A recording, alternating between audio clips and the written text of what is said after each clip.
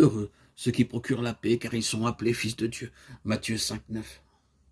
Nous sommes par nature ennemis de Dieu.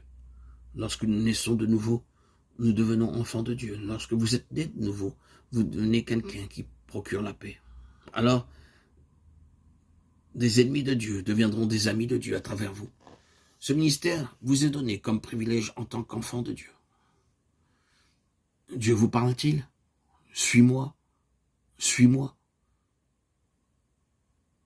Vous l'entendez? Vous appelez? Alors, ne lui résistez pas. Ne gaspillez pas votre temps à argumenter avec Dieu.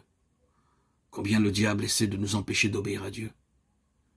Que Dieu vous aide à lui obéir, même s'il vous envoie dans les coins les plus reculés du monde. Vous devez être prêt à subir beaucoup d'incommodités, de soucis et de chagrins dans la préparation. Ne pensez pas trop aux qualifications humaines. Dieu peut utiliser quiconque d'entre nous pourvu que nous voulions nous livrer à lui. Mais il n'utilisera pas la force pour nous contraindre.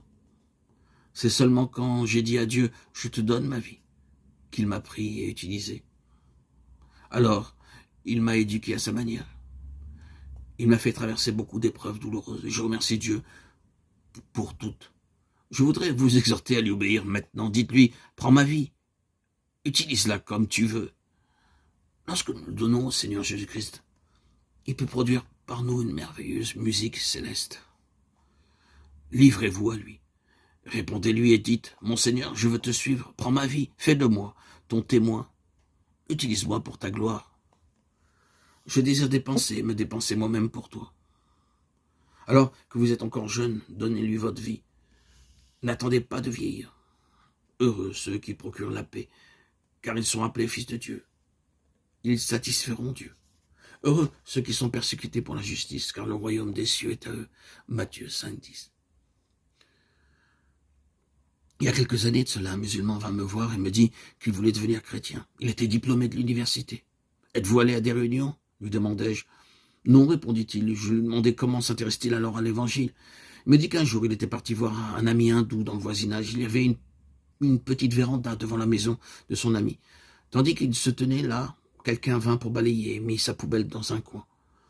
Alors que cet homme balayait, un commerçant hindou vint aussi dans la maison et entra dans la véranda. Il portait une longue robe et il arriva que sa robe toucha la poubelle. L'homme se mit très en colère. Il enleva sa chaussure et se mit à frapper le balayeur en disant « Pourquoi as-tu mis cette poubelle là ? C'est ma tâche. Je suis venu pour balayer, répondit-il. » Disant cela, le balayeur tendit son autre joue et dit « Dieu vous bénisse. » La scène terminée. Le musulman qui l'avait observé dit au balayeur « Pourquoi lui avez-vous permis de vous frapper ? Ce n'était pas votre faute, vous ne faisiez que votre tâche.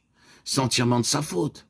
Il aurait dû soulever un peu sa longue robe et marcher avec précaution. » Mais le balayeur répondit « Si mon Seigneur a tant souffert pour moi, ne devrais-je pas souffrir un peu à cause de lui ?» Le musulman continua son histoire et me dit « L'amour du balayeur m'a travaillé, c'est pourquoi maintenant je veux devenir chrétien. » Il devint chrétien, fut baptisé et devint un bon témoin du Seigneur.